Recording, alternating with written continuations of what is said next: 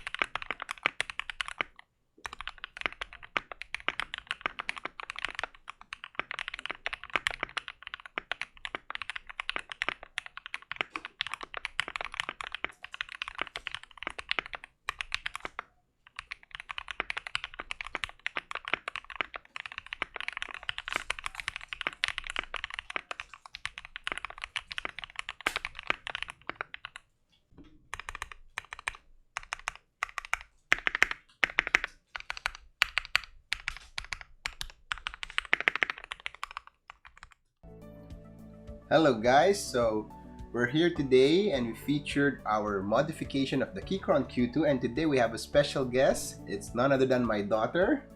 Can you introduce yourself? Hello everybody, I'm Iya Bear. I'm the daughter of Dad, aka ThockyDocKey, and we are gonna be modding his keyboard. Yeah, so actually we already modded the keyboard. That's the video that we showed you earlier. So what can you say about the unmodded, the stock form, and the modded form? Which do you like more? The modded form. Why? Because the unmodded form, it didn't really sound so nice. Yeah. But the modded form, when we modded it, it sounded better. Yeah. So the stock form of the Q2 is actually really good, guys, but you can notice a lot of ping and hollowness in it. So I did a lot of modifications and I wanted to see how far we could push the Q2, and the results were awesome. Really happy with the results. It sounded really nice, really thocky, and really poppy. So in this video, we showed you already the comparison of the stock and the modded Q2, and we will tell you what we did to the keyboard to achieve that sound profile, and hopefully you could maximize your Keychron Q2 as well.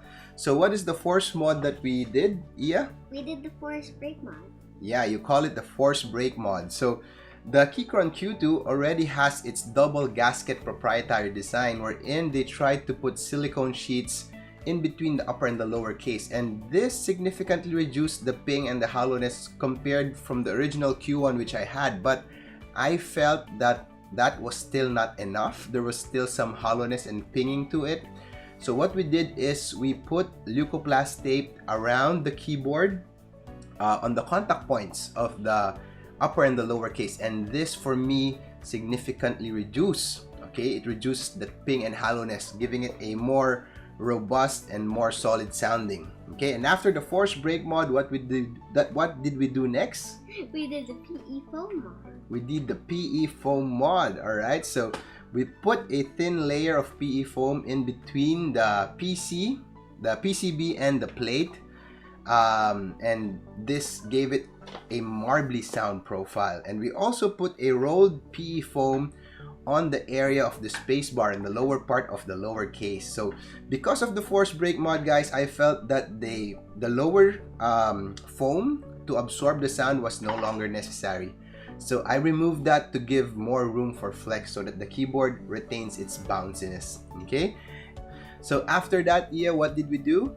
We did the Tempest tape mod. Yeah, so the Tempest tape mod is simply your masking tape. So any form of tape, I prefer to use the masking tape.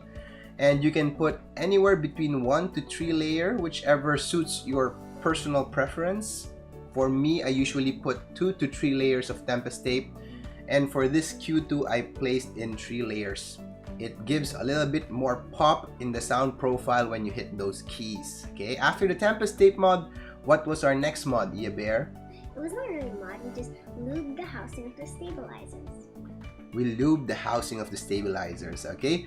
Guys, when I got my Q1, I changed it into an Everglide stabilizers. Come to think of it, the Q1 and the Q2 stabilizer stock, they're really good already. So I just added some lubing into the housing, and basically that's it. I didn't even do the holy mod for this one because I think adding that lube is enough. The stabilizers that you get on the Q2 is one of the best stock stabilizers out there. And for our last mod, Iya, what did we do? We lubed the switches. Just like we lubed the housing of the stabilizers, we lubed the switches as well. Yes, so we lubed the Keychron G Pro switches, okay? So if I'm not mistaken, the website says that the Keychron G Pro switches are already pre-lubed, they're factory lube, and upon opening it up, there's a little bit of lube in it, but I felt that it was not that even. So I used Krytox 205 grade 0 for lubing the switches. So these are brown tactile switches, and the difference between the stock and the lubed form is night and day. So I'm sure you heard it again. In the last part of this video, we'll do another round of the sound test. So basically, that's what we did with the Keychron Q2 to transform it from the pingy stock form to that awesome marbly and thocky modded form. And again, these modifications didn't even cost a lot. It goes to show that this board can go a really long way. So how was your first keyboard modding experience, Iya? It was fun. Really? What part of the modification process did you like the most?